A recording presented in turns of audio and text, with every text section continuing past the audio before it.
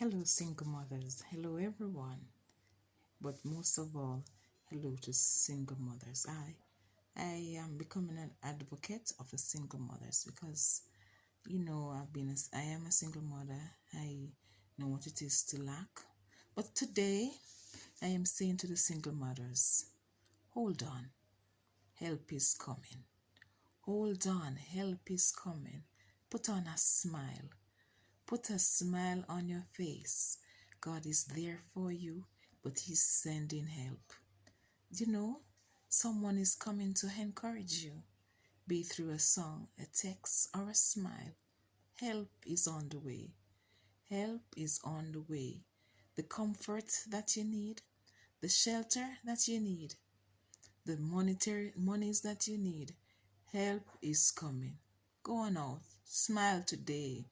Smile tonight. Because help is coming. You have done a good job. You have done and you keep doing a good job. God is well pleased. Your children may not tell you, but they are happy that they have you. Even though they may say otherwise, fear not. They are encouraged that you're there for them, that you have stick to them and you have not left to them. Help is coming.